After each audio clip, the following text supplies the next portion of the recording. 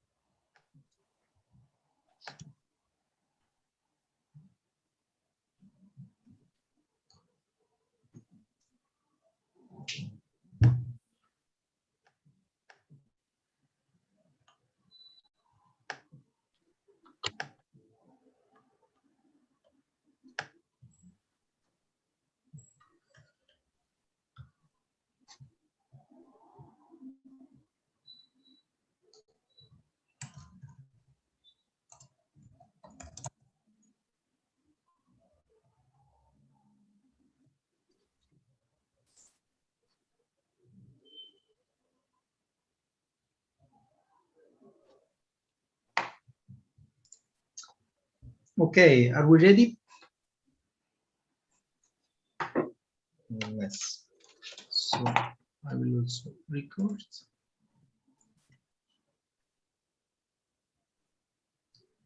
Okay, welcome to everyone. Thank you very much for being here today for this webinar organized by the Analim Foundation on intercultural citizenship and refugee integration in the Euro-Mediterranean region.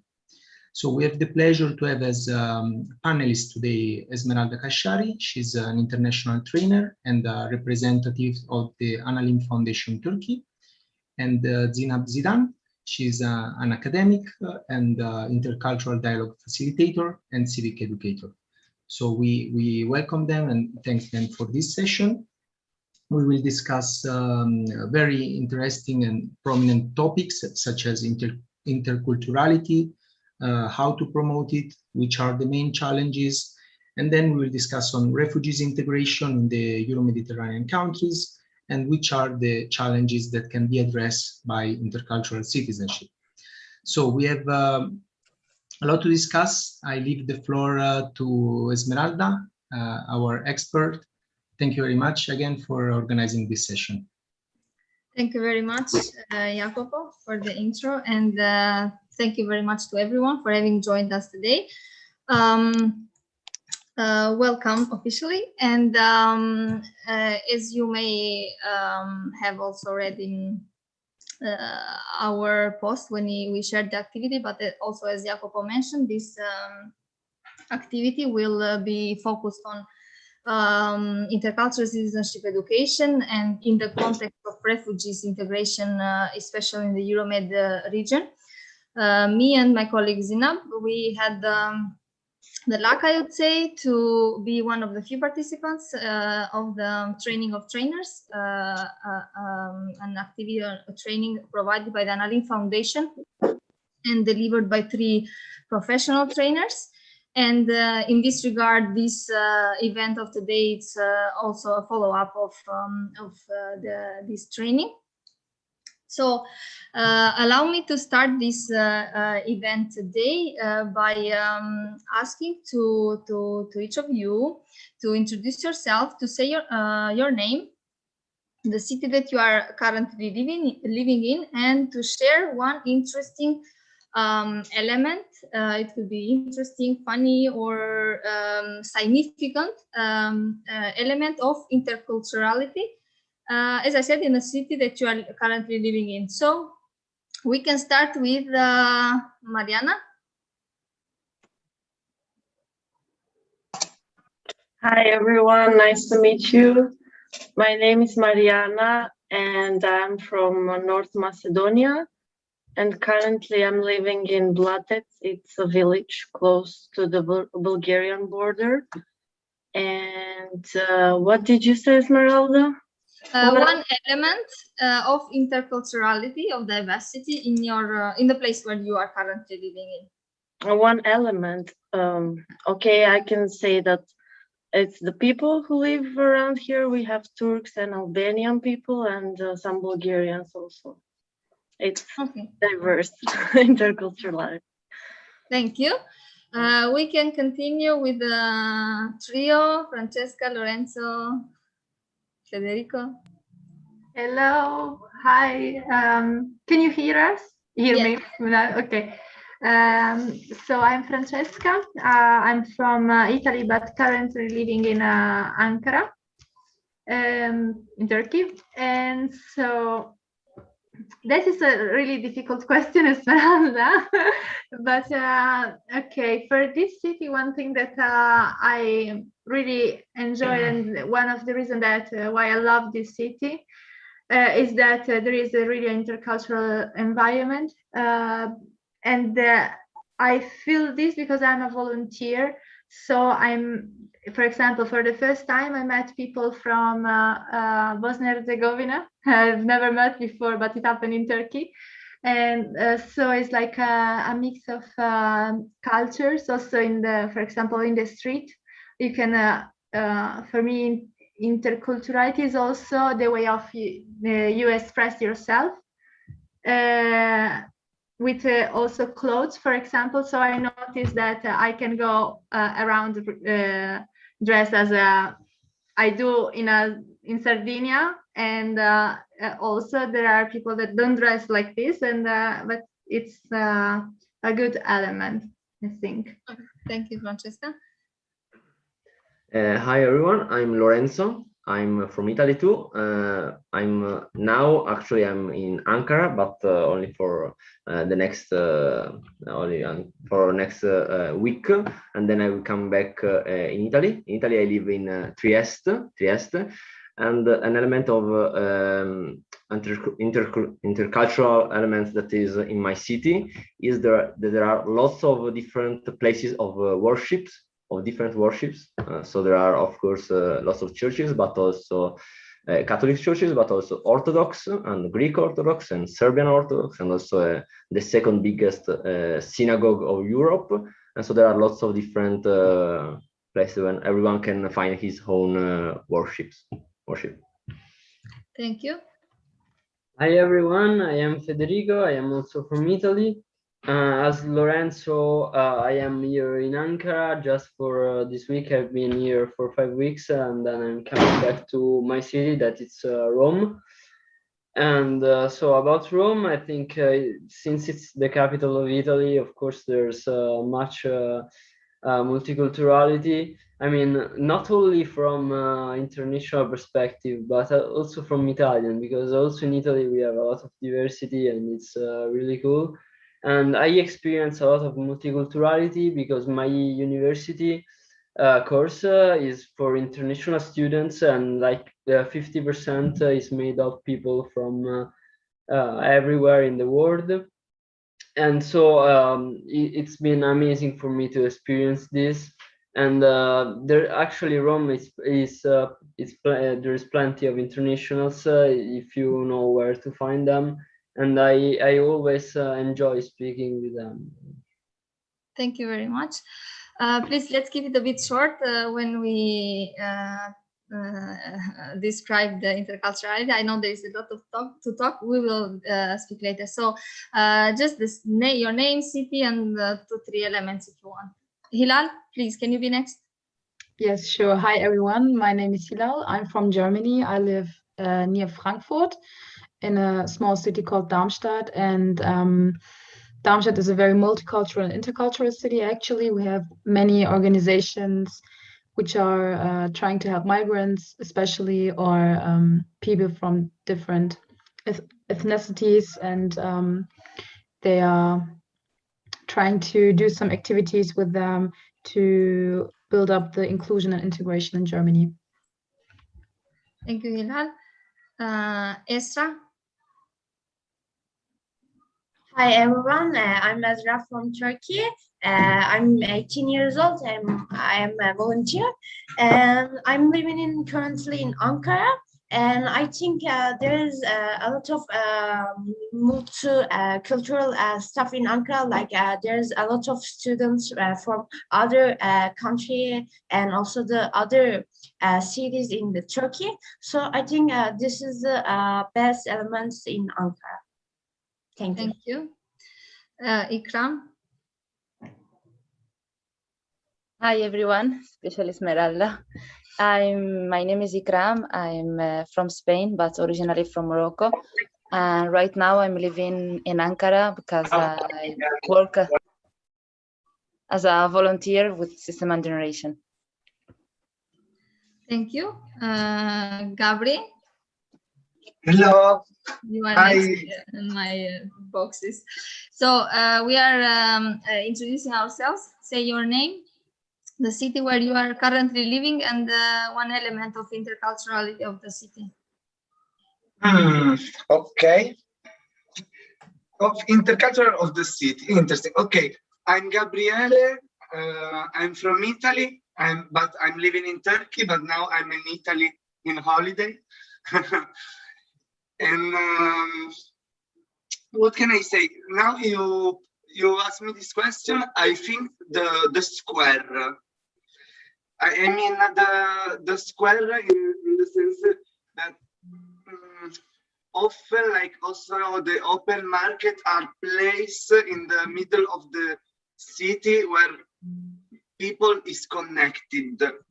For example, in Turkey is not like the urban geography of the city in this way, but in Italy it is really in this sense. So it's like a point where you can meet with the other. And like also now that I came back in my city, I really realized how much this city is changing in the last years. Okay, thank you, Gabriele. We can continue with Buse.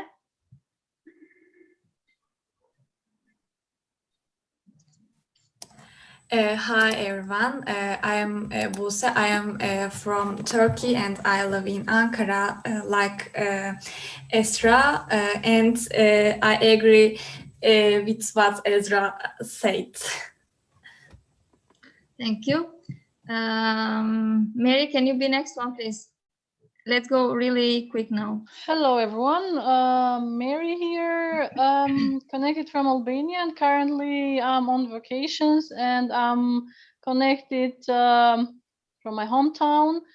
About the interculturality trait, I can't think of any. The only thing I can think at present are my books, because I have a lot of books that are in different languages. So yeah. Thank you. Thank you. We can continue with Momen. Momen. Yes, is it me? Okay. Okay. Hello, everyone. Okay, not Mohammed, Momen. Okay, sorry.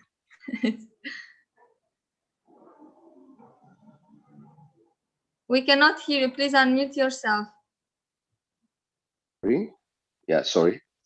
This is Mum Ibrahim from Cairo. It's my pleasure to participate with you. You know, Cairo, 60 years before, we had, you know, many cultures from many countries. And I think now Egypt is becoming now like before. We have Syrians, you know, we have Sudanese, and we have people from Yemen. So, you know, they put their culture into our culture. So we feel mixture now in Egypt. Thank you. Thank you. Now, Mohammed, you can be next. Okay, thank you, Esmeralda. My name is Mohammed. I'm from Libya. I'm activist in the debate, in the field of debate.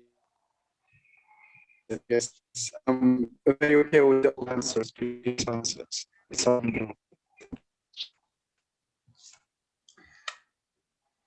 Thank you. Angelina, I don't know. Yes. Hello, everyone. My name is Angelina. I'm from Russia. Currently, I live in Ankara for volunteering. and I'm from St. Petersburg particularly, and my city is really big, and there are a lot of students from another country, a lot of international students. I think this is all. Thank you. Mustafa? Yes, hello everyone. I am Mustafa from North Macedonia, but for the moment I'm connected from Spain, Granada, and about the question about interculturality, now here in Granada, I'm really enjoying the atmosphere because there are a lot of Arab people and the Spaniards, and for me it's just very beautiful, the integration between the cultures together. Thank you. Lavinia? Hello, I'm Lavinia. I don't know if you can hear me good. I hope so. Yes, I'm a previous volunteer from System and Generation, and now I'm in Madrid. I arrived here like 2 weeks ago, and I'm an international and human rights student. So I think I will enjoy a lot this webinar. Thank you so much. Thank you. Gofran? If you can hear us, can you be next one? Okay, he cannot hear us. Okay, let's go with Asla. Hi everyone, I'm Asla, and sorry, my audio might be a little bit bad for now.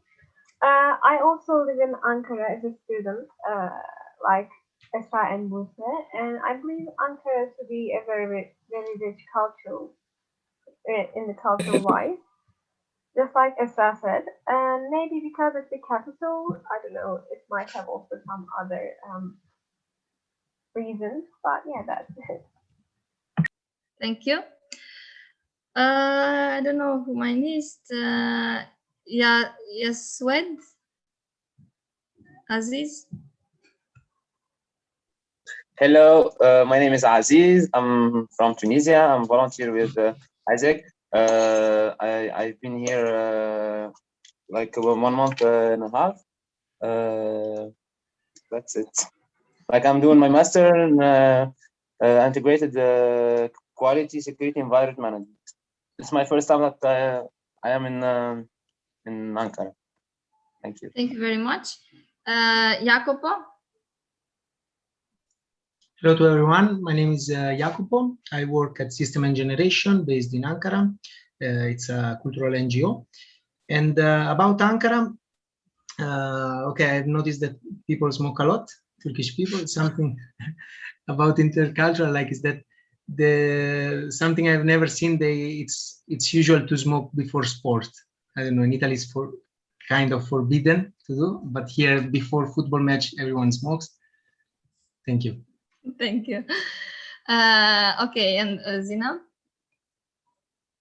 Okay, hello everyone. My name is Zina, and I'm connecting from Cairo, Egypt.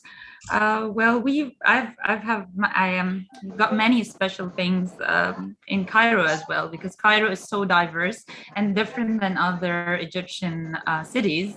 So we have people from all cultures internally and also externally. We have different nationalities, and also Cairo is a mega city, not only a big city. So we've got also many landmarks like the pyramids, like the Nile, and many good things to see. So maybe one day, like if you would like to visit Cairo, maybe I would meet you there, and we've got a tour inside if you are interested. Thank you.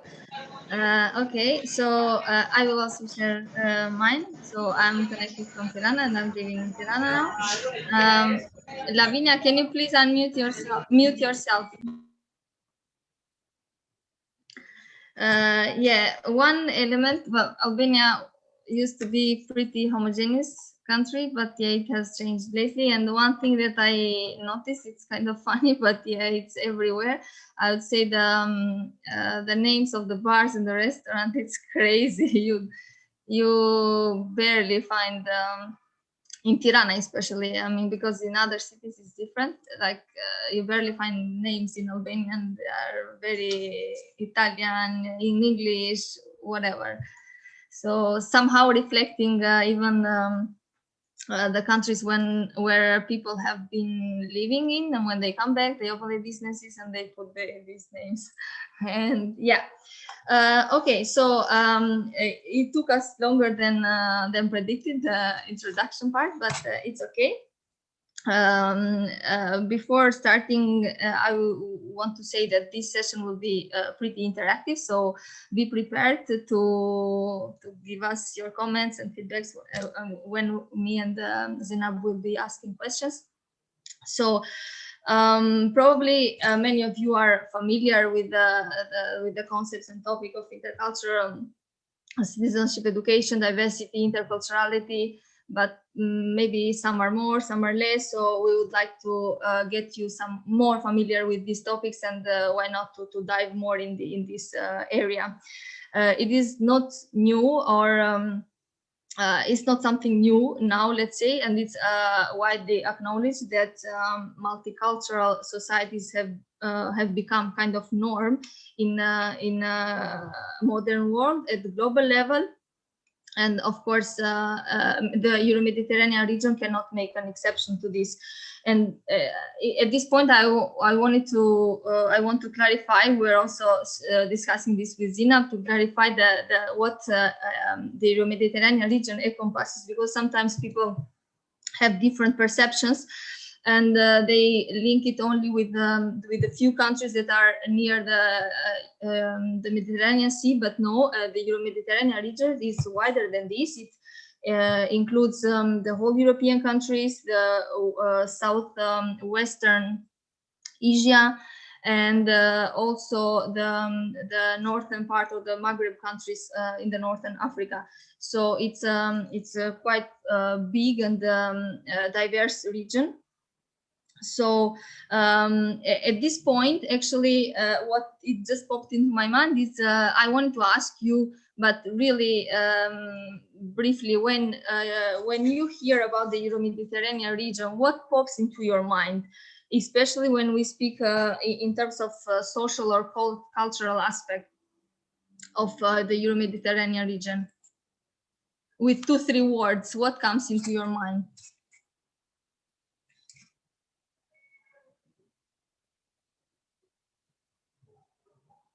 Ikram? To me, I would say intercultural ambience, cooperation, and maybe similar problems. Mm-hmm. Someone else? to me, it sounds like what comes to my mind is heterogeneous. So in a way that, I mean, it's called region, which region make us think about something that is pretty homogeneous, but in fact, Euro-Mediterranean region is not. So, and I'm not saying as a negative point, I'm saying as a possible plus, but of course it requires, I mean, this diversity, because really, if you think which are the countries in the Euro-Mediterranean regions, they are pretty, I mean, they present pretty different aspects in terms of religion, culture, and habits. So, of course, it requires some policies to support the dialogue, okay, among the population. So to educate the people, let's say, to respect the diversity, to take it as a value and not being afraid. Otherwise, we know what happens. Yeah. Someone else, Hilal? Yes, I actually wanted to say what pops up in my mind is the diversity of the cultures. Thank you. Gabriele, I see you want to turn on your camera, your microphone.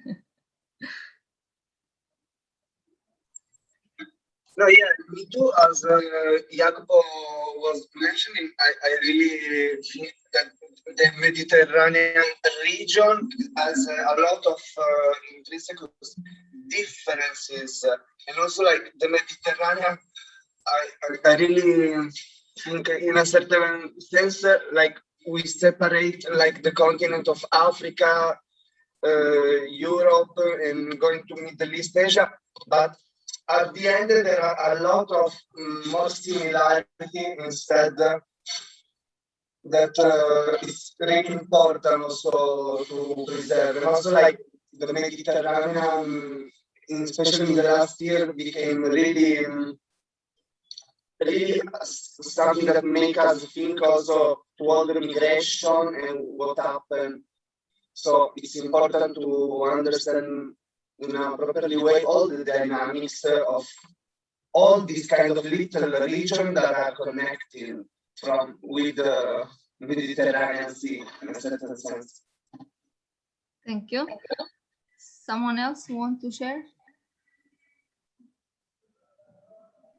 I wanted to say that the Euro-Mediterranean zone makes me think of hospitality, because people across the Mediterranean are very welcoming, and at least more than an average than other cultures. I don't know why. Maybe because we all share the same sea and a lot of same history.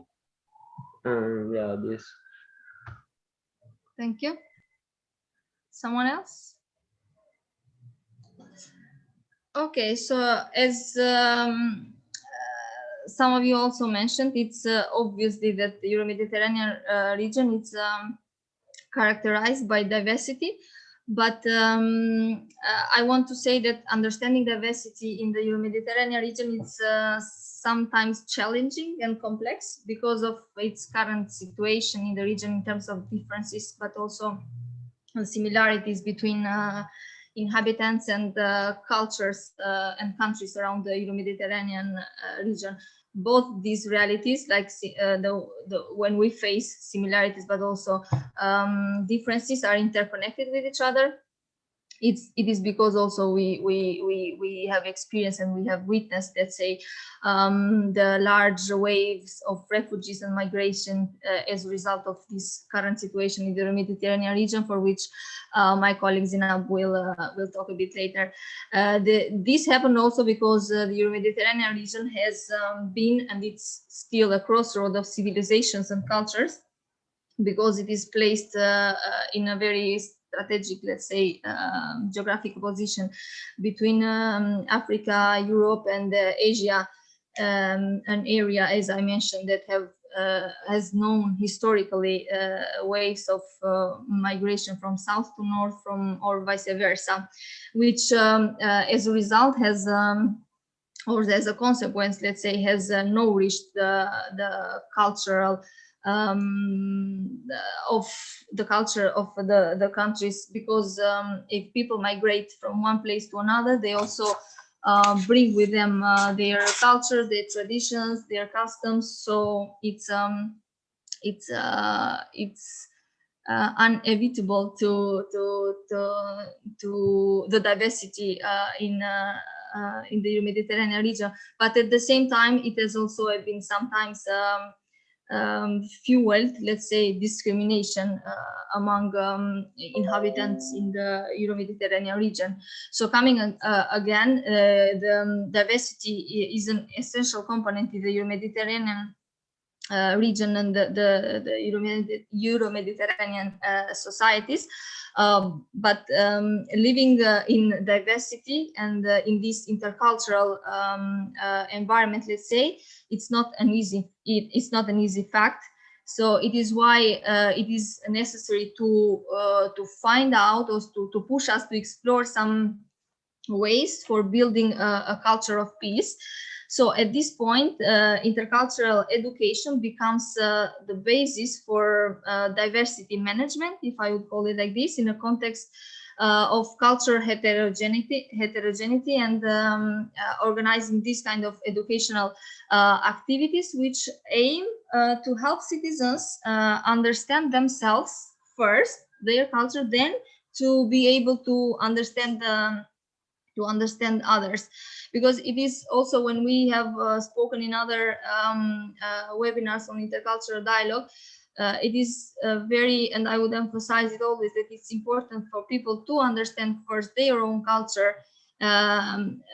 Then they have become, they can take an important step to understand and accept other cultures, because otherwise we would go to, we would have other actions of xenophobia and etc. etc.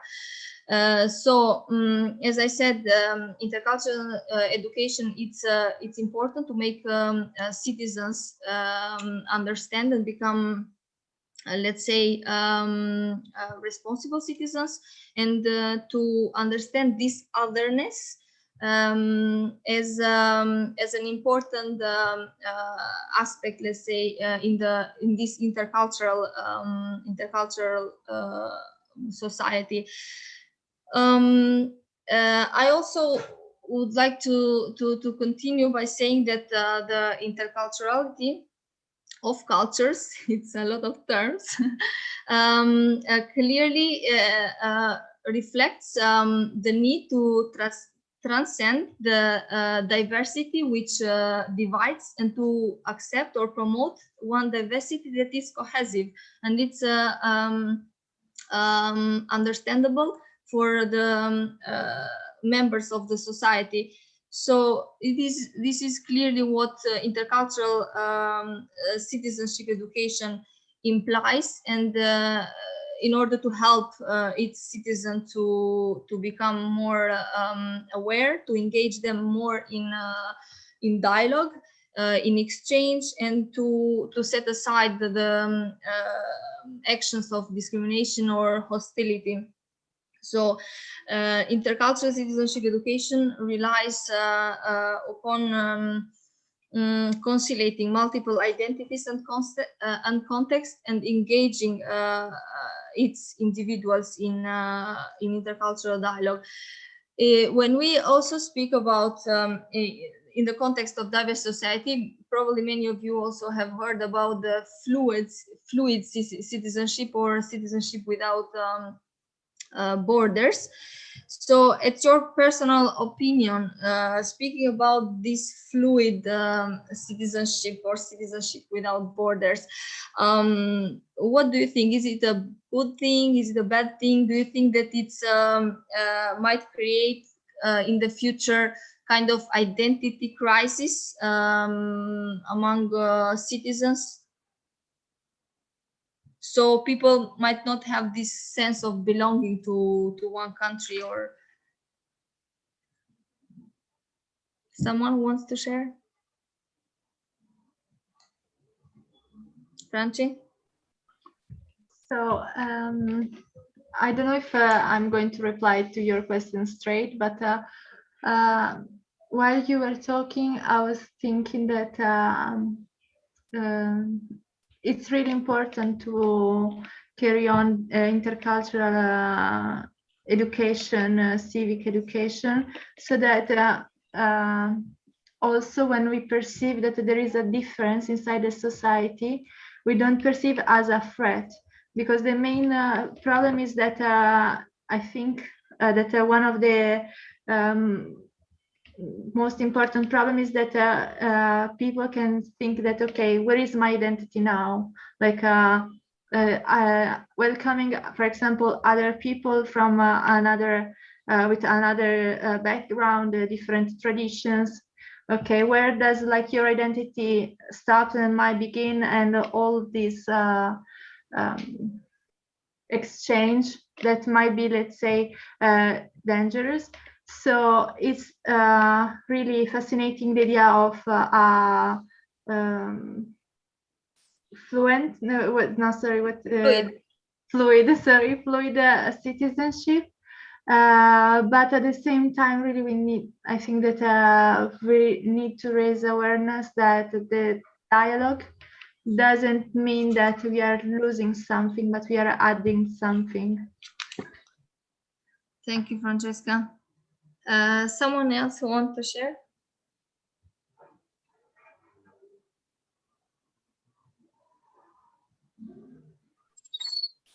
I want to say something. In my opinion, like common sense of common value of human citizenship is the most important thing. Like we are living now, We cannot hear you well, Gabriele. It comes like there is echo in your voice too. and then you will say 1 second. Okay, meanwhile, Gabriele takes his headphones. Someone else wants to share?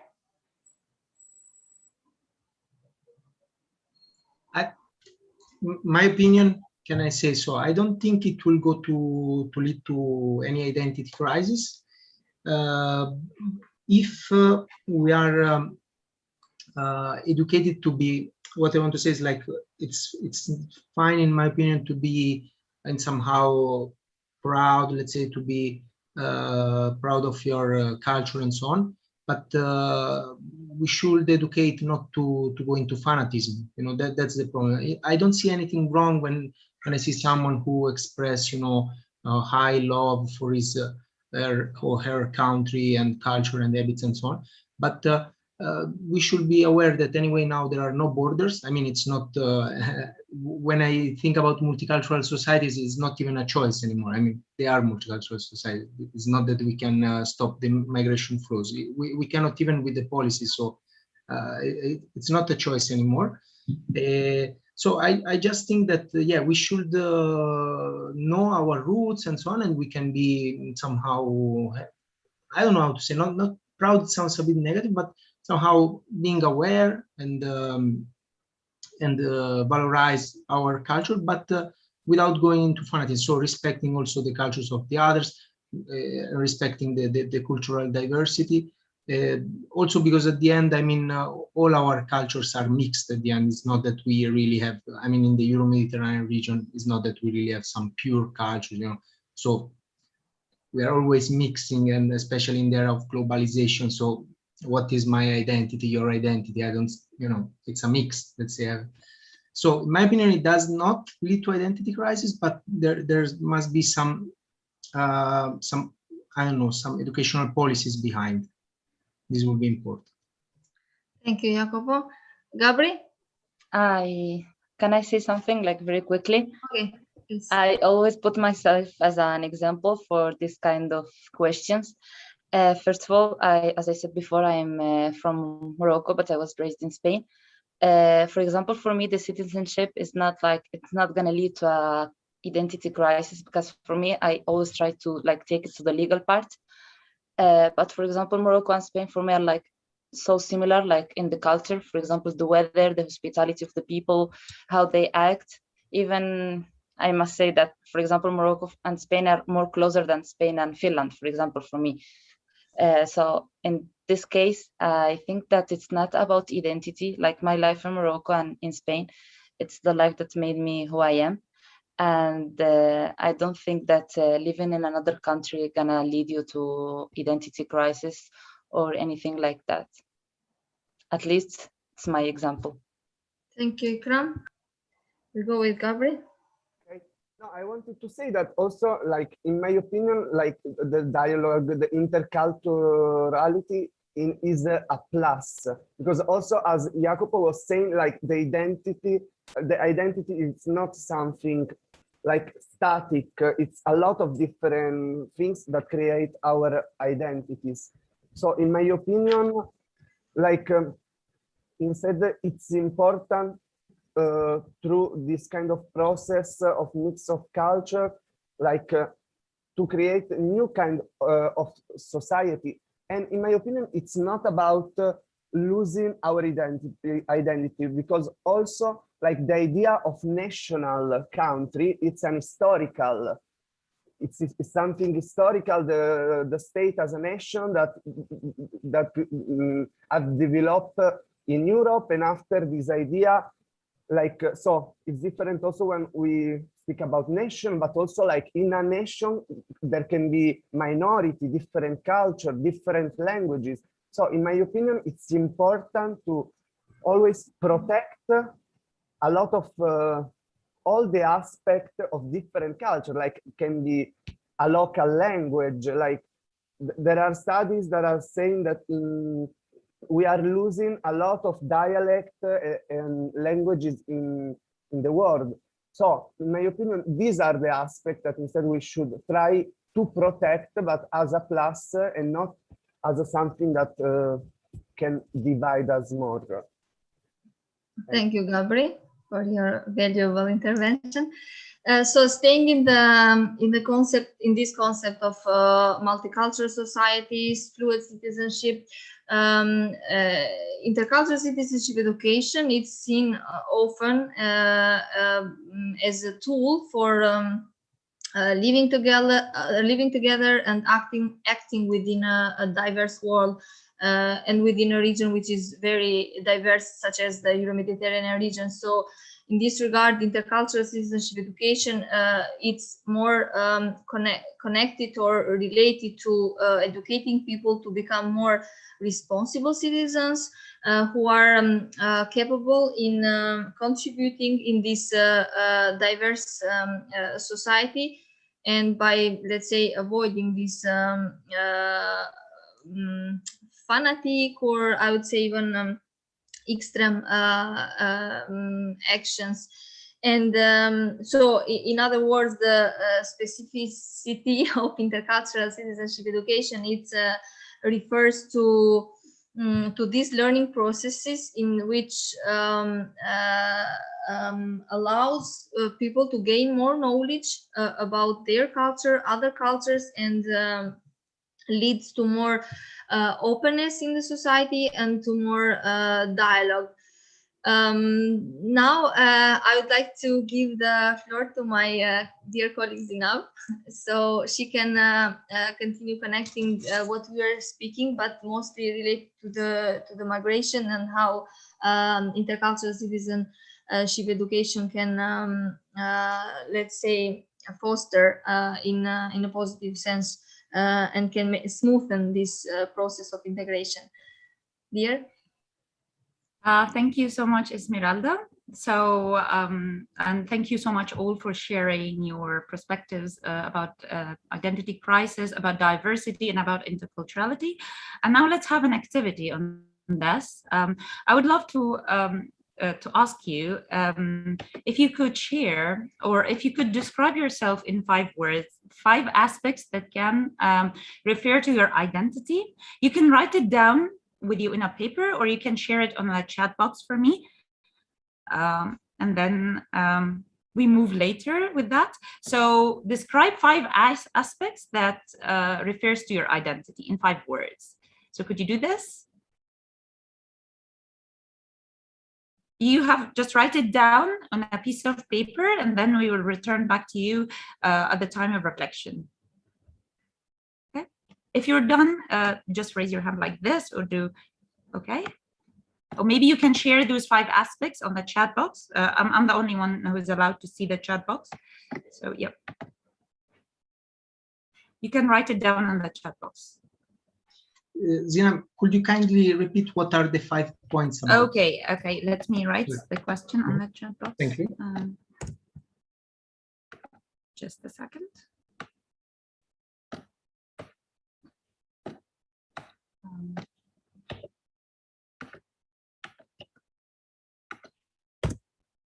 Okay, name 5 aspects that define your identity, and then reduce it to 3, then to 1. Okay, I give you the full activity at one shot.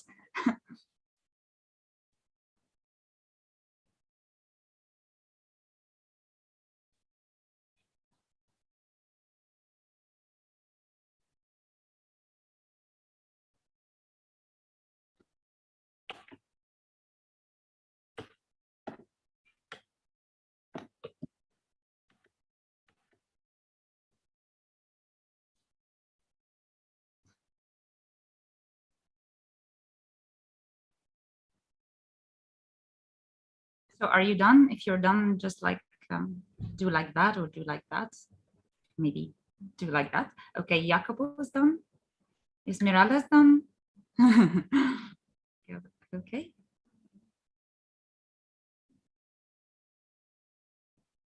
So who else is done?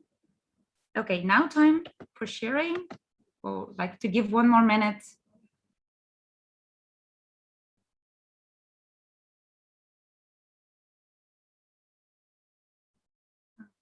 Okay, guys, if you are done, you have reduced the 5 aspects to only 3, and then reduce the 3 to only 1 thing.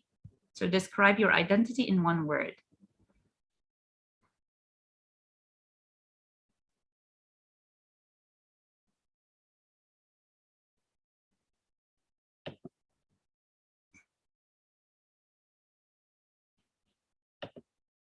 Okay, so now I would love if I could hear from you. How did it feel when you had to give up like 1 part of your identity, 1 part after another? So was it normal for you, or were you able to cope with this or integrate with this or not? Okay, I have Francesca shared with me. Okay. Okay, Francesca, if you could reduce it only to 1, you shared 3. It's really difficult. I can't. Hey, we'll share about that later. Okay. So, whoever is done, how did it feel when you had to give up 1 part of your identity, 1 part after another, from 5 to 3 to 1? So was it normal? Were you able to cope and integrate with this or not? Who would like to go first? I can speak. Yes, go ahead.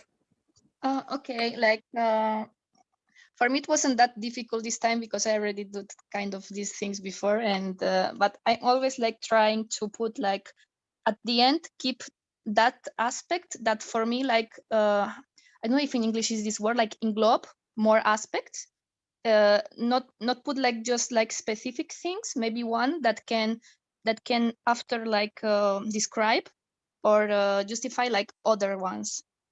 For example, I put like humanity in here. I don't know if I can talk about this. What I put, okay.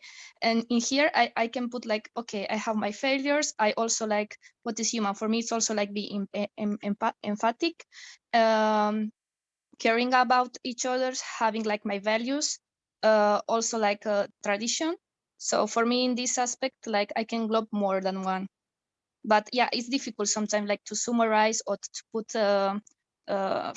to define that in a short terms what you are, because for me, like human beings, we are so complex, and sometimes it's difficult to describe ourselves. Okay, thank you, Lavinia, for sharing. So who else would like to share that?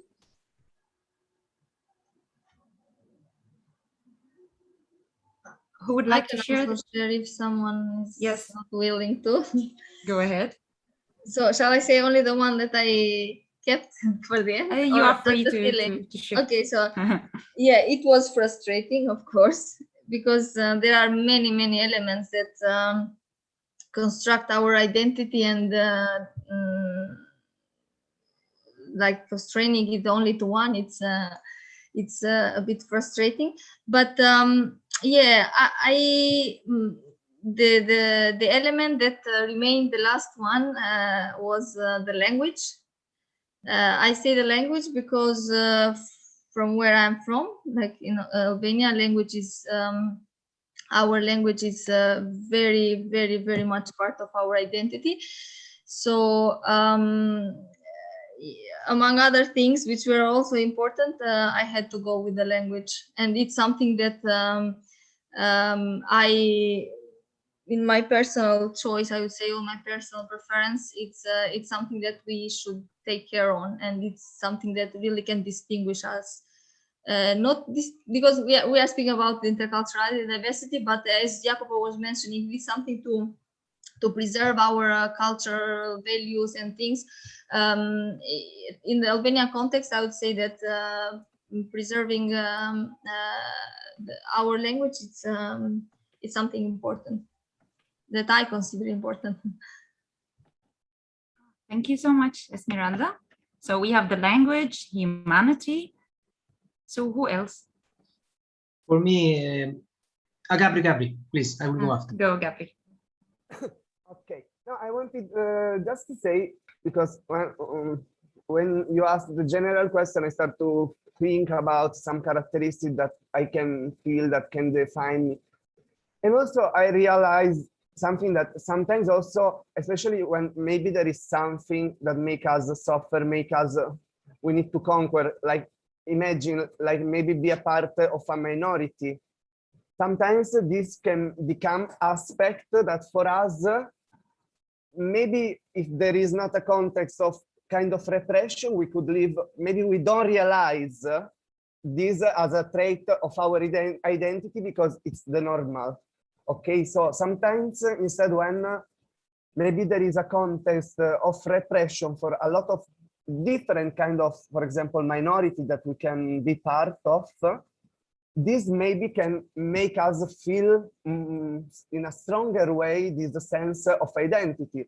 And also when you said is in well, how do you feel if you have to give up to one part of this identity? I think how many times maybe in our life we need to hide some aspect of ourselves in different contexts for different reasons, because like also in this sense, you know, like for example, I was some times ago with a friend, he's a Syrian in the seaside, and he told me, the woman asked me where I am from.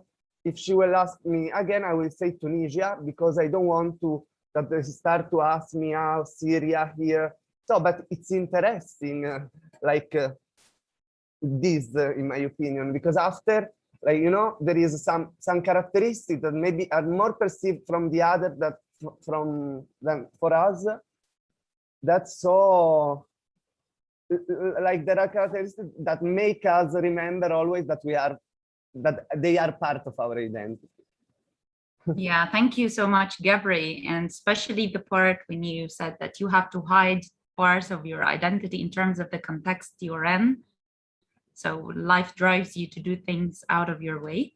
Thank you so much for sharing. Who else? Francesca, I'm interested to hear from you because since you said it's difficult. Yes, so like like in that moment, I couldn't think of more adjectives or like words to describe myself and my identity, because I said, okay, it's so many things. It's the thing that I've been through, as someone else, maybe Gabri was saying. I wasn't smart enough to find a word, as Lavinia said, humanity that can encompass more things. But you know, like I sent you 3 words, let's say, and among them, like the one that I would choose would only one, let's say, would be European citizen. But because like now that also I'm living in Turkey, that and also after experiences abroad, I always think that being European is sometimes an advantage, for the meaning that I can move freely across the countries.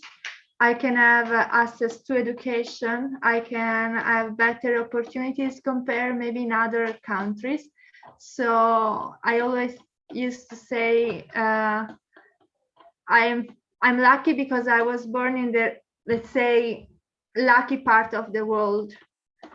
So for this reason, I said, okay, I would keep that trait with all its duties and all its rights. Okay, thank you. So I had a question that popped out in my mind now when you said that you were born in the luckiest part in the world. So how could you feel this part of your identity could do something good to the less advantaged parts of the world? The thing is that I didn't choose where I was born, but also in which family, and I'm let's say that I didn't have thank God or what we want to say, but I didn't have like problems growing up. So big problems. I mean, so for example, for me, the thing that I could attend university is, and that I had the free choice, you know, that I could choose which university I'm going to do. Like I can study here in Sardinia, where I was born, or maybe in Rome, or maybe in Europe, okay? Also in Africa, and it will be fine. And the fact is that these acknowledgements make me think, okay, like it's important. I want that other people outside Europe feel the same. That I'm really passionate, and I really believe that education is the first thing that we should guarantee for everyone. So I want that every person in the world can have the same opportunity. That is how it can. Okay, thank you. Thank you, Francesca, and that's good to hear from you. Thank you. So, okay, let's move to further into this subject. So, as we have experienced like a process that is called integration or similar, that sometimes in accordance to the context or to the life situations, for example, we have to integrate ourselves for these situations. So hiding one part of our identity, maybe giving up one part of our identity, or maybe trying to mediate two together. So let's move this context or similar context to the refugee communities. And I would ask you a question. What are the challenging factors for refugees in your communities, or maybe globally, if you've got any idea about that? And if it all, do these reasons impact the way in which refugees are received? So I will post it.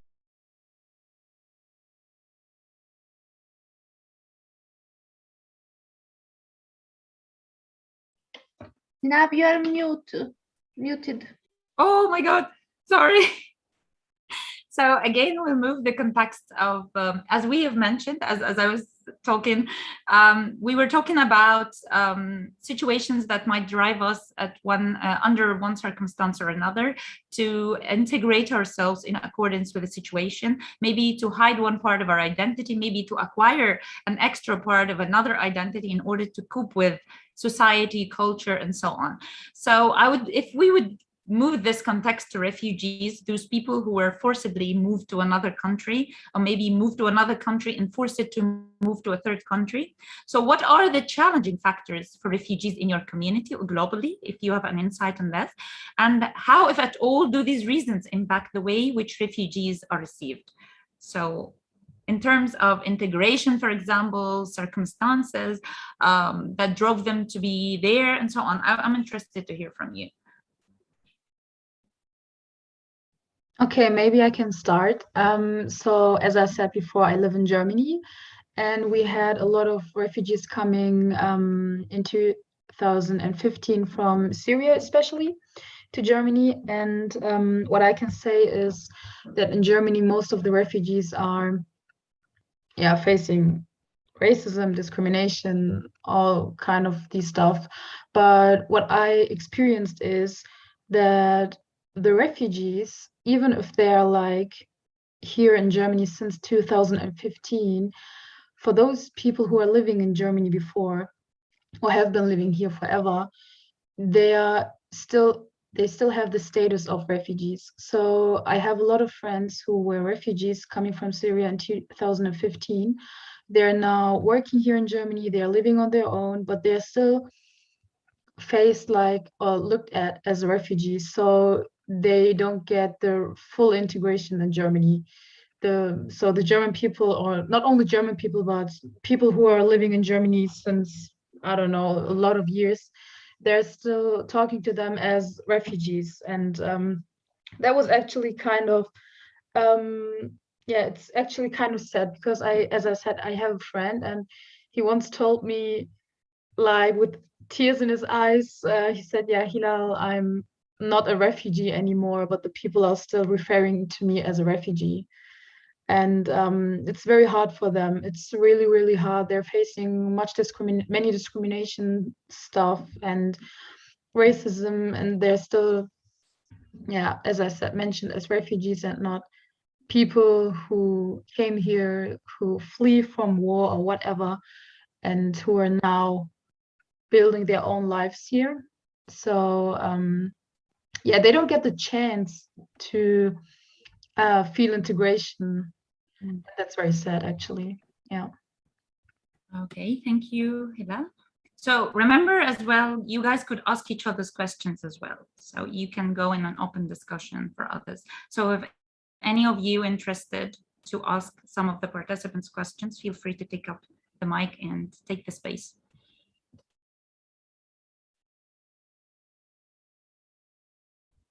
So anybody else interested to share?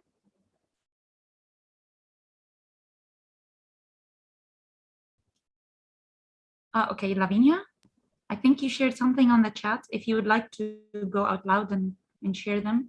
I would like to say something. I have been living here in Ankara for 2 months now, and when I ask about the Turkish people, what do they think about the refugees, I was surprised because the answer is always the same. Like, they're welcome, but not all of them, because they're here to rape, beat our people. It's always the same dynamic answer, and I think it's kind of an elaborated answer that everyone has. They don't like really think about the situation of the refugees. They just hear the answer and they just repeat the same answer. They don't have like this personal idea. They don't read about the refugee situation, and they think maybe that it's bad for the Turkish economy. I don't think that even the refugees, they can't work here. So I don't think that the economy of Turkey is bad is because of the refugees. Like maybe 1 week ago, we had this bad incident here in Ankara, where one Turkish guy was killed by a Syrian. So the whole Turkish community, what they did, they started like fighting all the Syrian people here, crashing to their stores, beating them also. It was the same answer. And I asked some Syrian people here, they told me that they're even afraid of going to the street and speaking in Arabic. They've started speaking Turkish to just get along with the people, and they cannot notice that they're Syrian. And with the association of System Generation, we have some activities with a Syrian family. And the guy, he told me that he didn't get out of this house for 10 days now because of the situation. So it's kind of, for me, it was like kind of bad news. That's all. Okay, thank you, Ikram. So I've heard many concepts about integration, about also the lack of awareness from the host communities, about the situation of refugees, and also about stereotypical backgrounds of a single case, for example, that leads all people to think of the whole community of refugees as criminals or as troublemakers and so on. So also, like, getting back to the concept of integration. So I'm usually like, sometimes like it comes up to my mind that refugees themselves do not understand this concept of integration, and often mix it with another concept, which is assimilation, or also maybe naturalization and so on. So in your opinion, what's the difference between integration and assimilation? And is there any difference? Is one of them more desirable for the refugee community than the other, or not? So from your own experiences, since you guys shared personal experiences from your communities.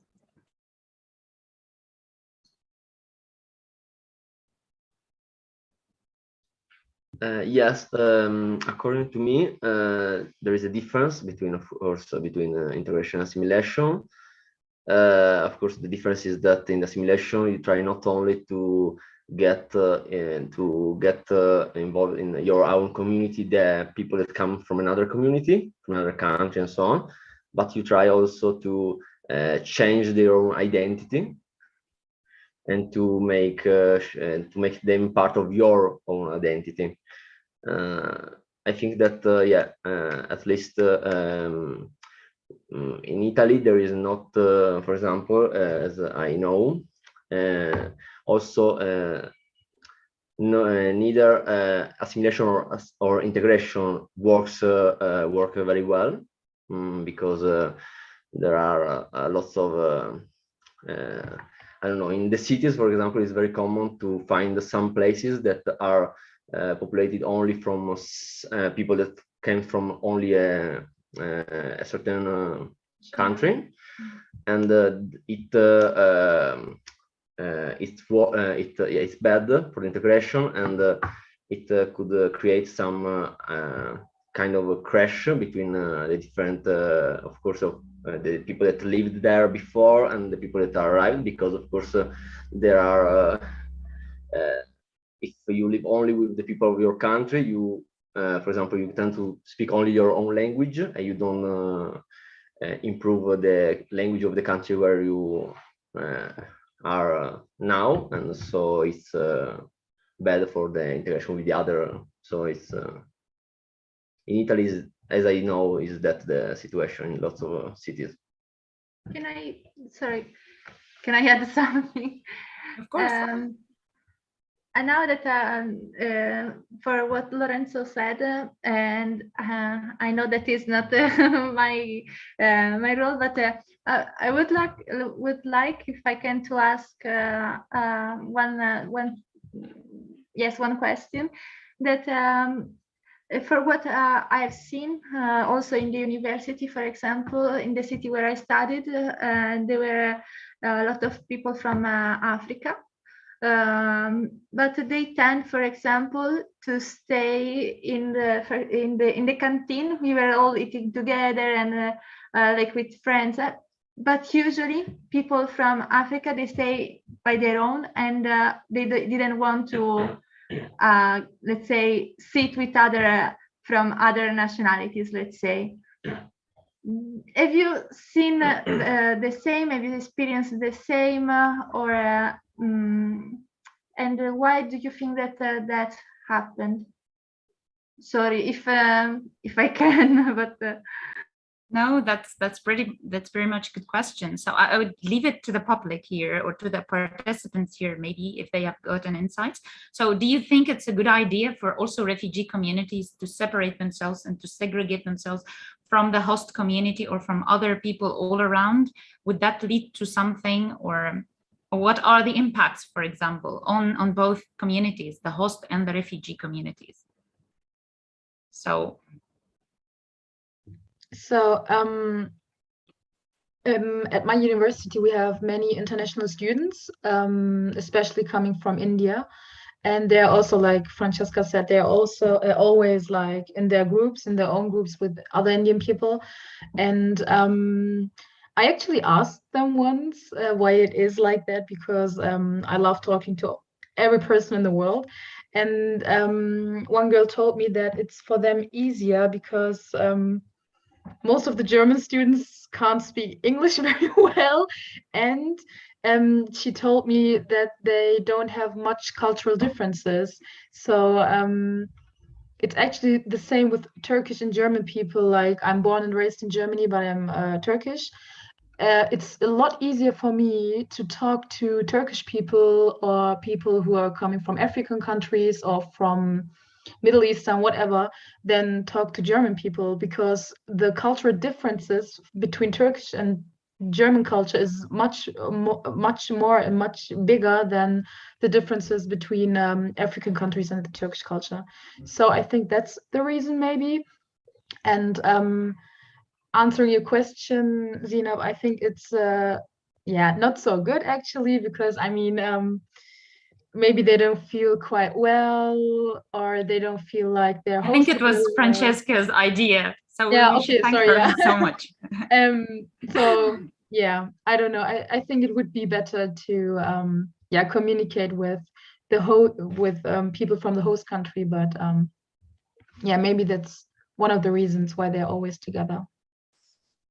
Yeah, thank you, Hilal, for sharing, especially also for countries that has diverse communities, especially also oriented from long history, like Germany, for example, has lots of Turkish, Russian communities, and now Syrian, and from different other backgrounds. So most of the time, as or referring to what you've just said, like people prefer to be with their communities. But here, this what you've just shared takes me to the next question. So is it a responsibility for refugees, for example, even those who would like to stick to their communities, to learn the culture or to adopt with the culture of the new society or the new home country they move to, or not? Should they stay in this closed community?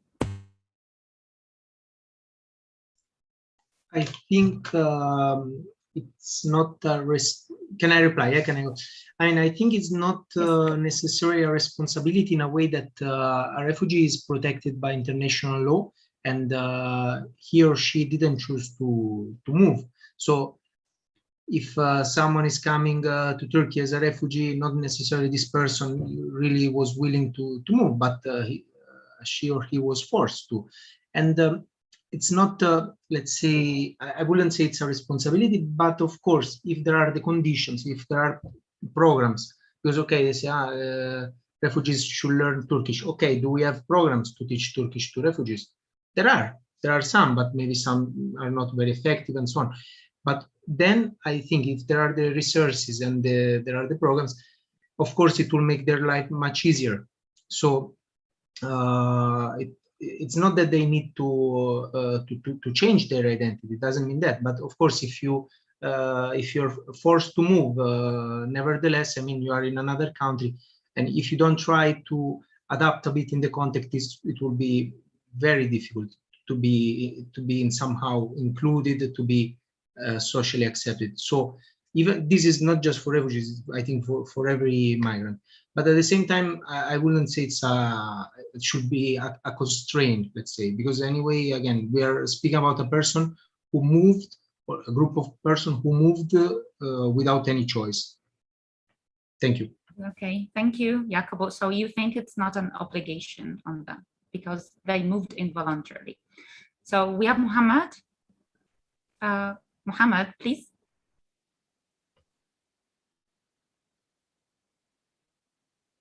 Yakup, I think you wanted to add something? No, just if I can, just to be clear, like I don't think it's an obligation, but if possible, it's recommendable, of course. Okay. I would say. Yes, thank you so much. Yeah, do you hear me? Okay. Yes, Mary. So yeah, Yakup, you did an amendment in the end of your, let's say, discussion, because it's true that the refugees are protected by the international law or humanitarian international law.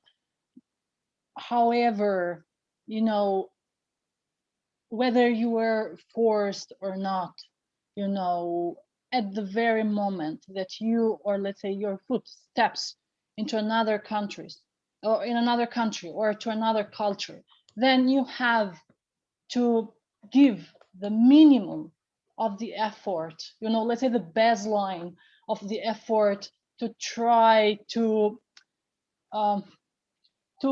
learn the language, you know, to try to adapt to the culture. But if you come, I don't know, just name a country, and you want to behave or you in the same way you used to behave in your own country, it's like you coming to my home, to my house. I open you the door of my house and you tell me, look, you know, I don't like this, the furniture, you know, I don't like the TV, I don't like this and I don't like that, and I will bring my own ones. Sorry, but this is my house and I welcomed you. And the minimum of the, or let's say the baseline that you can do is just to appreciate it, you know, if I can say so and use this word, but and to try to adjust and to, let's say, to make yourself comfortable with what it is offered to you. You know, I know that in some countries people do behave really, really bad with refugees or with migrants and so on and so forth, and really, and I do not approve this at all. But on the other hand, you have ghettos, you know, of people coming from a certain country and going to another country and acting like they are in their own country. Of course, we are all citizens of this world, you know, and Earth is ours. But yet, there are some rules that you have to respect, you know, and to obey. And you can't come and say, look, I came here into your house and I will do however I want, you know, and I will act according to my, I don't know, outdated, obsolete rules, customs, and so on and so forth. And right now we are waiting for around 1,000, I think, Afghani people to arrive in Albania, and I'm in the, let's say, the working group of receiving them. But there is a fear among Albanians, and I do understand them, because, you know, the culture that Afghani people represent is so different from our culture, you know, and we fear. When I say we, I don't want to include myself, but at some extent I include myself. We fear that, you know, they will come to not leave also the country, but they will come also to bring their customs, their religion, a thing which we are so much fighting. You know, please do not understand me. I'm a human rights activist, but there are some things with which you cannot, you know, you cannot cope. Because I have seen, for instance, in Bosnia, what happened, and it was really, there were, of course, we have also people coming from, I don't know, some African countries, from Middle East, who are present in Albania. And when you move or you roam at night, you know, it's so scary. You know, when you are alone and you see 5 or 6 of these people roaming around Tirana's roads, you know. So yeah, I will close here the discussion. Yeah, thank you, Mary, for this elaborative vision and also showing the challenges, giving examples as well from different refugees from different countries and the crisis that we're facing nowadays. So I see Hilal is raising her hand and Muhammad. So. Yeah, thank you. So I can't really go along with what you said, maybe for 50% or something.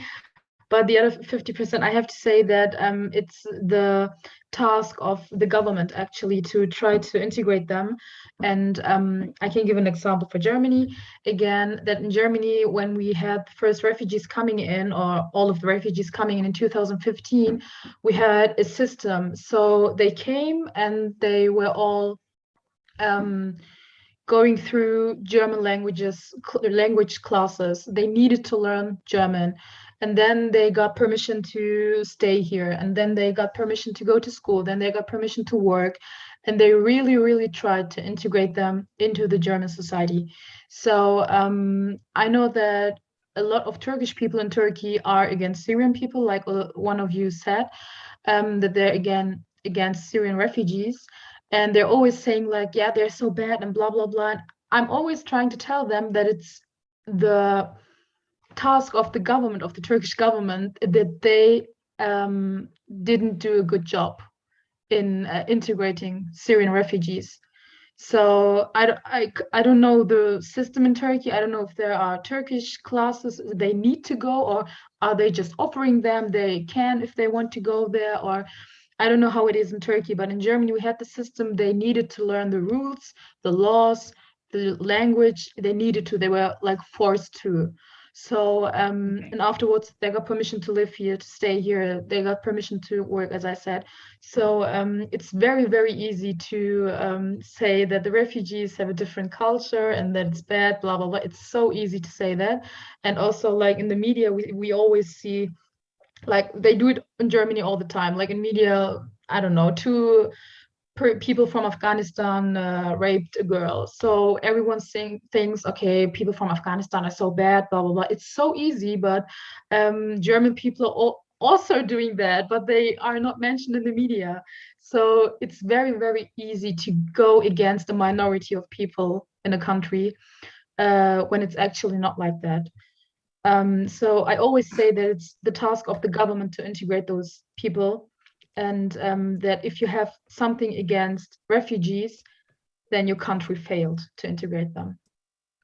That's my opinion. Yeah, okay. I respect your opinion, and I have a question for you. What happened? Thank you, Hilal.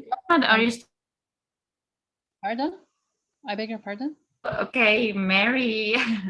No, I just have a question okay. because Mary. I I think Hilal's okay. opinion, but I have a question for Hilal. What happens if the government does not have the means to do that? When the government does not have the means to, let's say, to help its own people, you know, but they are kicking the students, Albanian students, out of dormitories, so you can shelter their Afghan refugees, you know. So because we know our government, we know how things work in Albania, so that's why we are worried. Isn't that we are really worried about 1,000 Afghan refugees, because in the past there were so many Albanians who flee the country for 1,100 reasons, but you know, the system works differently elsewhere, and it works differently in Albania. You know, we have people still in tents after 2 years of the earthquake that happened in Albania. Can you imagine that? And now we want to host, okay, I don't want to put names, but we want to host refugees.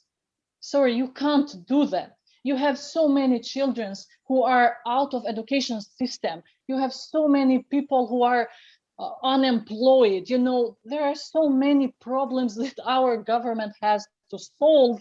And let's say refugees are the last concern of ours, you know. And just for the record, I have so many friends.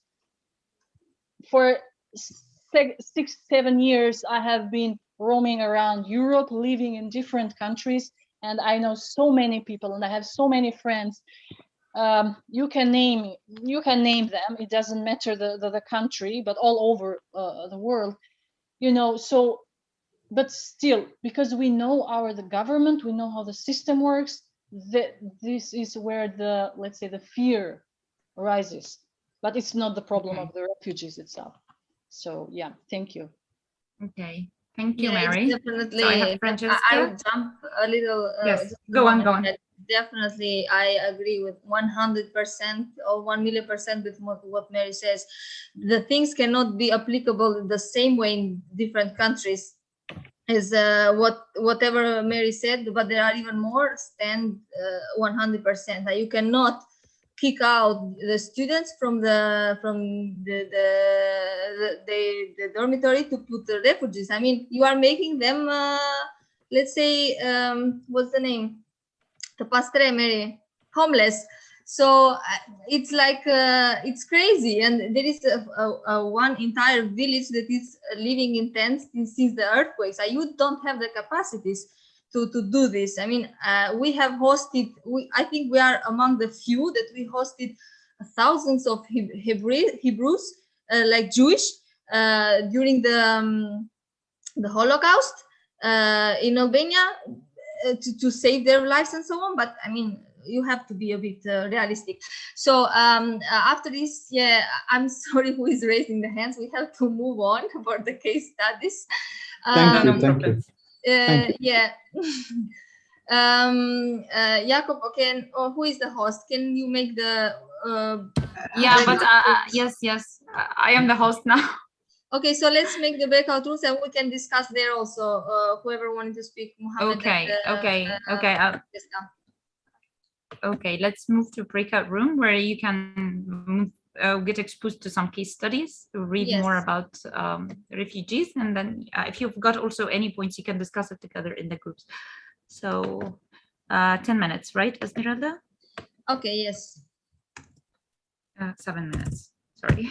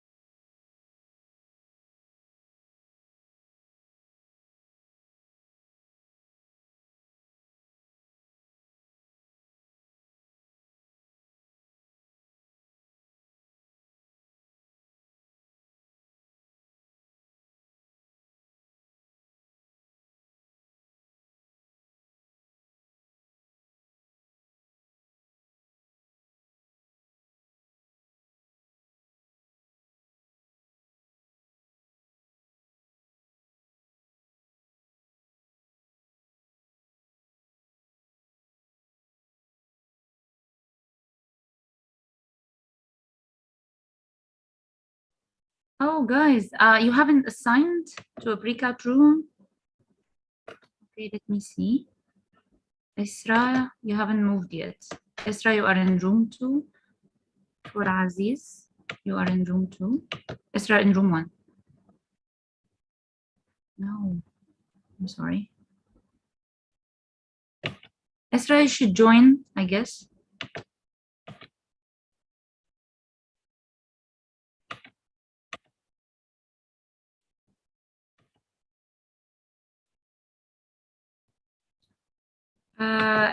Isra, could you hear me? Muhammad, are you there? Azeez, are you there?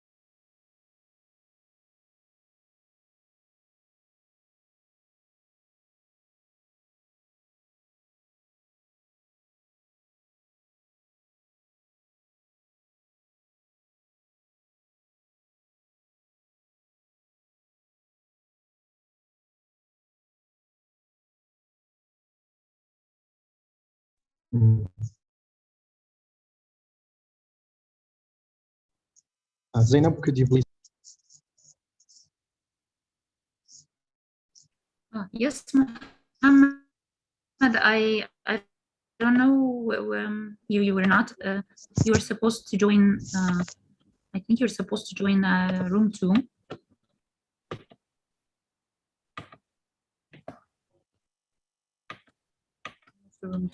I was with the. You was with whom? Oh. Yeah, I'm with Esmeralda and Yes. Yes, yes. I think. Esmeralda. Yes. I assigned you now. I don't know.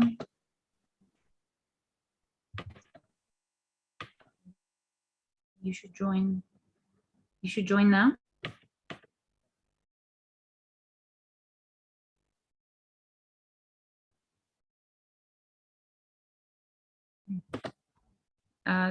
Did you receive the request?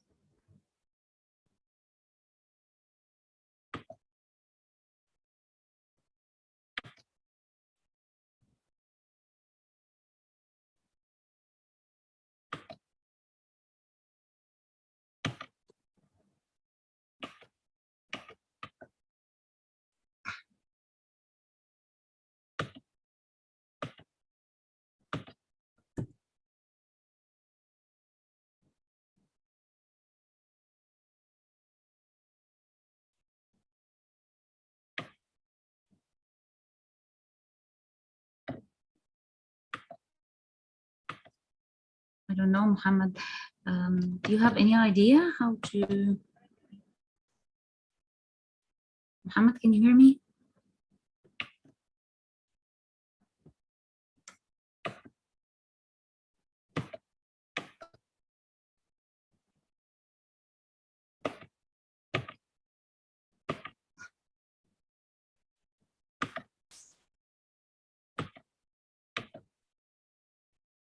Jayda.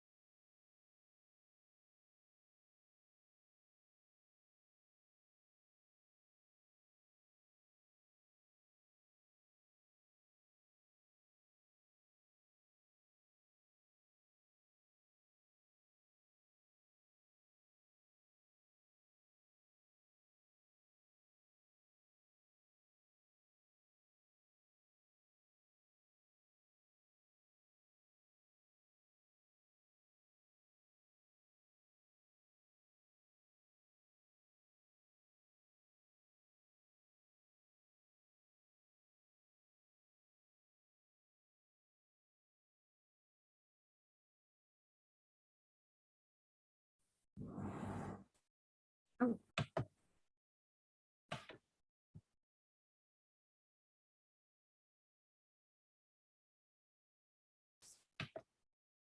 Hey, you come back. I'm sorry. Like, Can you send me to the breakout room, please? I don't know. I think the time is up. So I think the time is up. Everybody shall return again. So did you have enough time to read the stories? No. No, open it's still it. like, okay, let me check with Esmeralda if they need more time.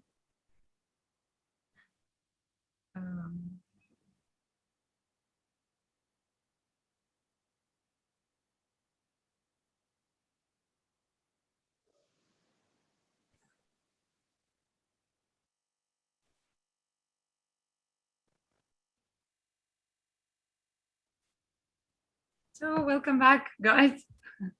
So I know it was short time, but yeah, that's a trick. Let's reflect here. So who would like to go first, group 1 or group 2? Esmeralda, would you like to go with group 2, for example? Yes, Mohammed will start. Where is Mohammed? Okay. He's not back yet. Maybe. Okay, Ikram was speaking. Can you continue your, because we couldn't speak everyone. I mean, we didn't have time, but yeah, Ikram was in the middle of something, saying something. Yeah, I was just saying that I think it's the willingness of the refugees to get adapted, because I think that when someone goes to another country, we are kind of animals who need to survive. Okay, let's say survive. So you need to adapt to this new country, to this new culture. You need to speak the language. So I think maybe it's better the first. It has to be like the refugee himself to take that decision, not kind of a mandatory thing for him. Okay, Mohammed is here. Please, Mohammed, otherwise he will kill us for not giving the floor. Mohammed, can you hear us?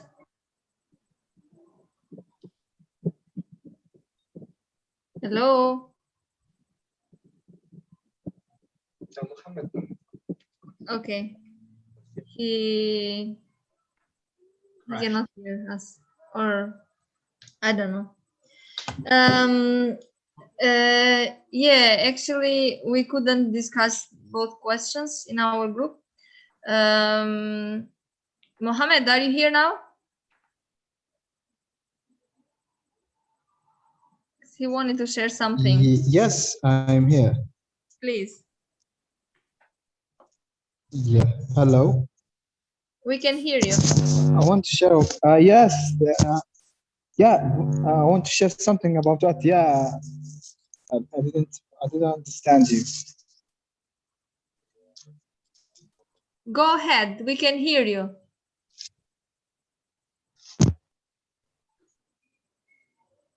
Okay. I don't know, but yeah. What I'm trying to do is to try to answer the previous question before we go to the breakout rooms, which is who's the responsible for learning the different culture?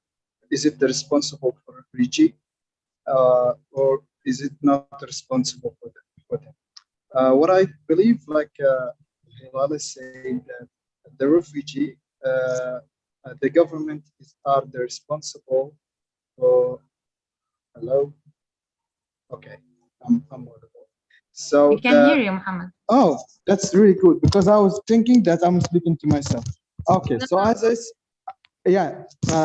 said, that the government are responsible to break the obstacles and the barriers between the refugees and the community, because these obstacles and barriers will lead to various issues and various problems in the future.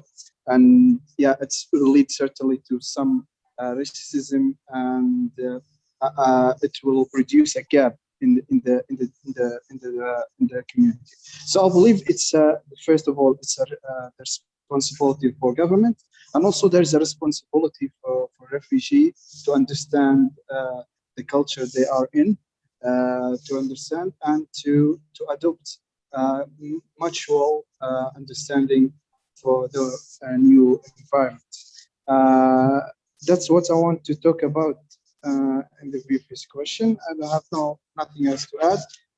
Just thank you. And, yeah, that's it for me. Thank you, Mohammed, for this intervention.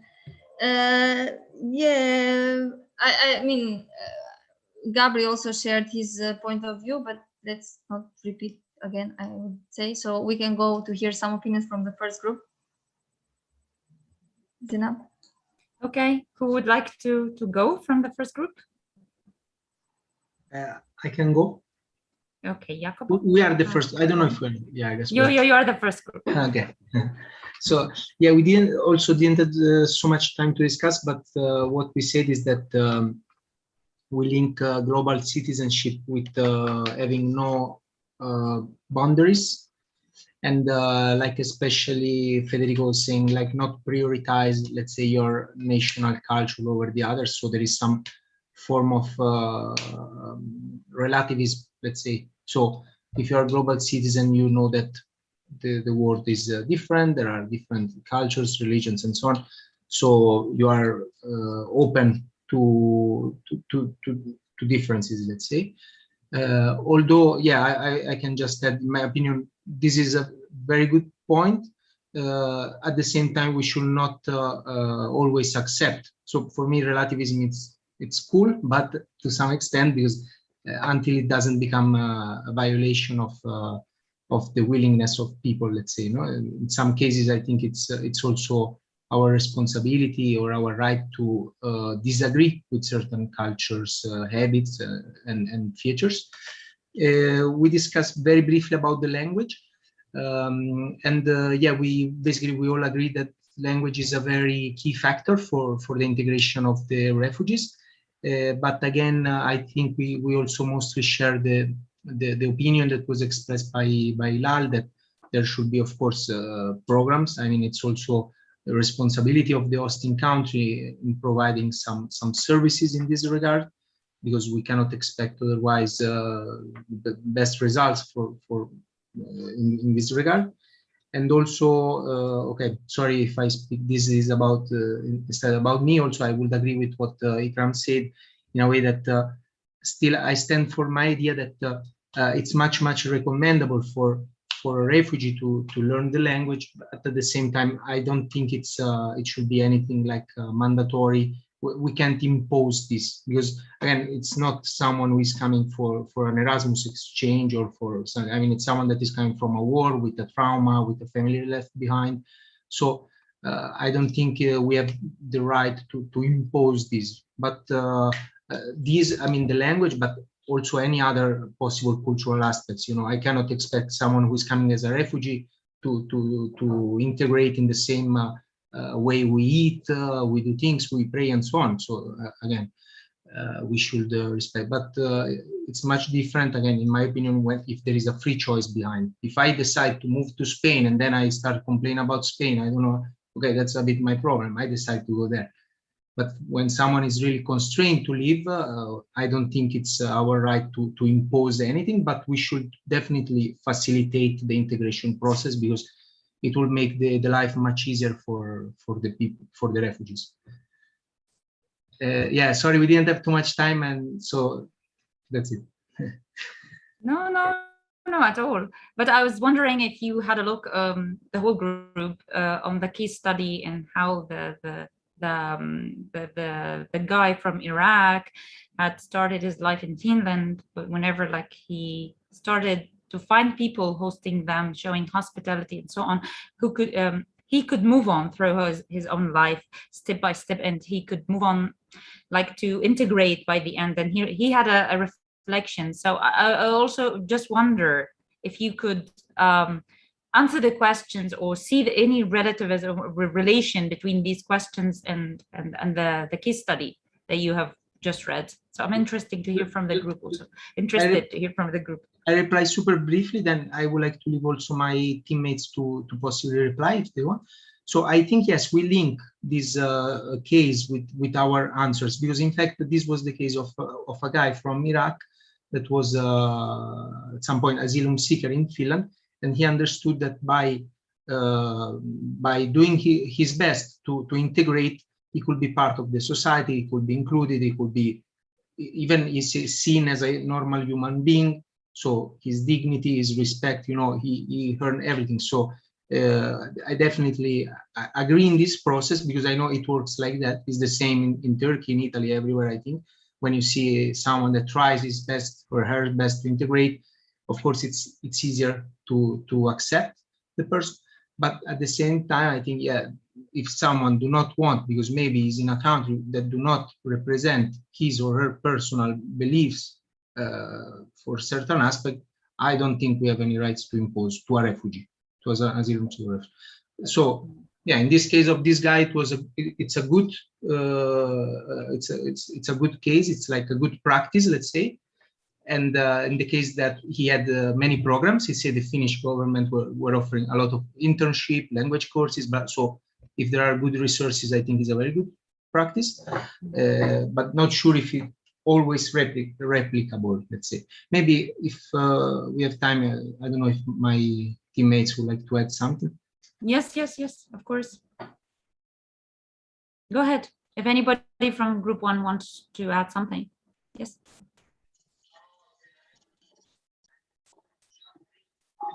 Guys, I just need to thanks for this really interesting webinar. Gabri, there is an echo. I can't hear you well. Gabri says that he wants to leave, but he really enjoyed the webinar. Oh, okay. Thank you. Bye. What is the time zone in Italy? There is sun. Yeah. 3 p.m. in Italy. What is it? Who knows if he's in Italy for real? He's not in Italy. He's not in Italy. Mexico. Bye. So, Lorenzo, Francesca, Federica. Okay, go ahead. Go ahead, Esmeralda. No, I just wanted to say that we, in the second group, we had another question that we didn't consume, we didn't speak about, but since it was, the question was the role of policymakers in the designing skills for refugees integration, we already mentioned about it, so I would consider it consumed then. So just to mention that these were the two questions in the second group, but we already spoke about, so which is good. Yes, Dinam. No, I was just like giving the floor if anyone wants to add from group 1, reflect on the story, even from group 2, because Yakup mentioned something very important, is that the resources offered to this person made his life easier to integrate. But on the other hand, not everybody could be offered the resources or could be offered the chances that this guy from Iraq was offered. So on the other hand, like the other story, like I'm interested to hear from people from group 2. Or maybe Esmeralda, you were there. So yeah.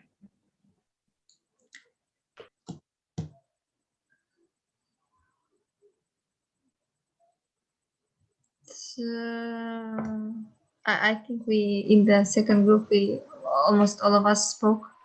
So we gave our. So, okay. Muhammad, Asli, Ikram. Unfortunately, I didn't attend the group 2. Okay, you disconnected. Okay, group 1, we have Francesca, Lorenzo, Federico. If you would like to add, you're muted. You're muted. I wanted to add when we talk about like if it was an obligation to learn the culture or not. So to me, after the refugee is provided with food, shelter, and those things that are like the basic, like the first 2 steps of the Maslow pyramid of needs, you know. After this, to me, it's kind of a moral obligation.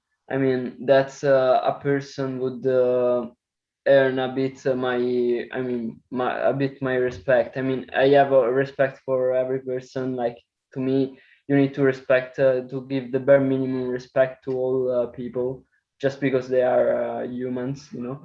But to me, if you are given the means to do that, it's a moral obligation to do so, but should never be a legal one, of course, because there are two different things, moral and legal obligation.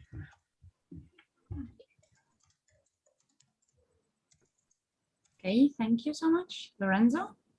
Any more insights?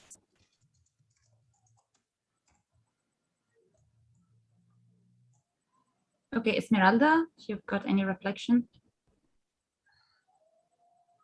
From our group? From your group or an overall throughout the activity, if you'd like to debrief or something. Well, for me, it was quite fruitful, I would say, and it's past 2 hours, and we didn't feel that it went so fast. So I think it was learning for all of us. We heard different experiences, different practices, and we shared I would say very valuable opinions, and to learn about other countries' situation. It's also important for us to open our eyes and to see things in different perspectives, because as we mentioned, things are different, differently applicable, let's say, in different contexts. We cannot just impose some schemes the same in Turkey or in Egypt or in South Africa. It's impossible to. Things have to be adapted, and I would say that in relation to the refugees integration, it should be a combination of not only, we should not. Sometimes it's easy to say, oh, the state, the government should do it. There should be a combination or a contribution of all the actors included in this process, which is the refugees themselves, the hosting community, and the government. Because even if the government presents the schemes or different structures to integrate the refugees, but if they don't adopt this, if they don't agree, or they are not so positive towards accepting this, I mean, there's not much we can do, because as Yakup said, we cannot impose these things. So I think it should be something merged that can be for the benefit of all the parties involved in all these conditions or processes. And yeah, I really hope that wherever it happens, the flow of forced migration to be as smooth as possible. Because in case that this happened forcibly, that means that there was no other choice. So the only thing that can be somehow in our hands is to make this process as smooth as possible. Yeah, I agree with you, Esmeralda. And thank you so much for this fruitful session. And I hope, yeah, I know many people left, but I hope you guys have enjoyed it. Now we come to the close, but maybe we can meet on further meetings. So I would like that all of you could open your cameras so that we can see each other's. How do you feel after this long 2 hours? You can like turn on your cameras. Okay.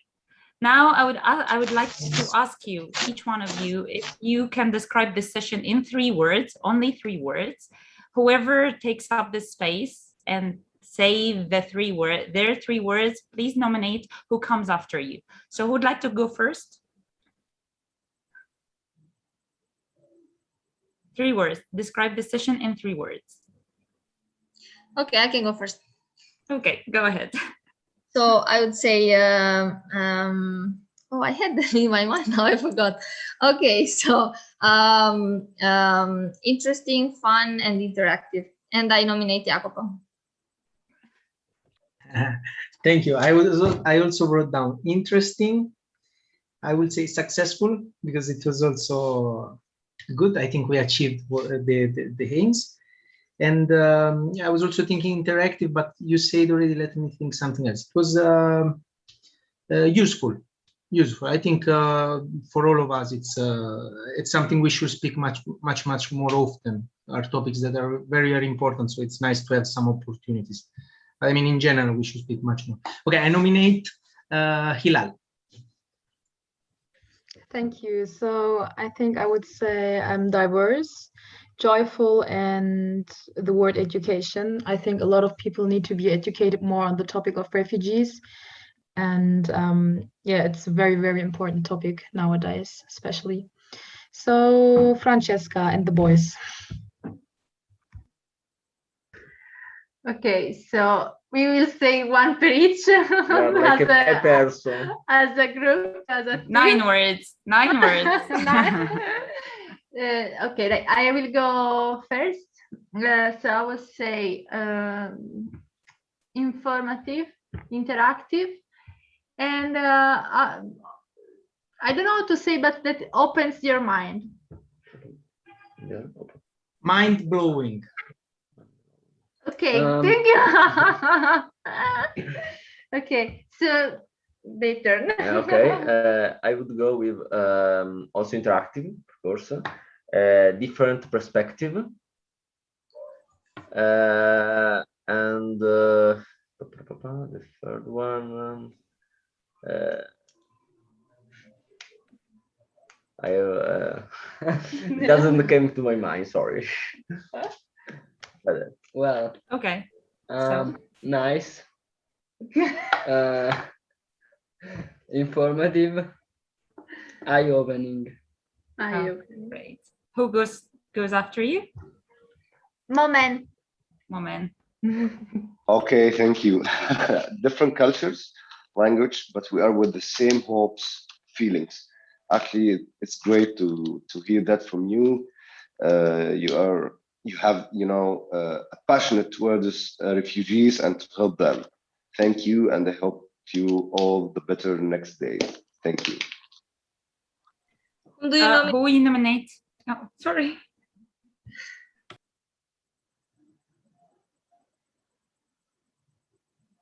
Okay, Asla. I also want to say diversity, respectful, and also so good, informative, I guess, again.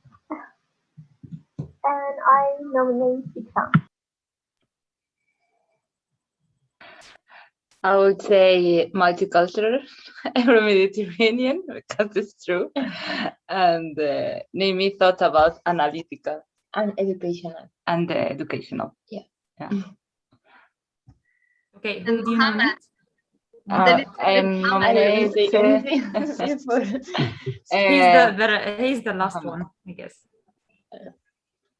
Yes, I'm the last. For me, it was, I don't know how to describe it, but the electricity were cut out for about 17 hours, 17 hours, and it came at almost 6. And I get into the session, it was cutting.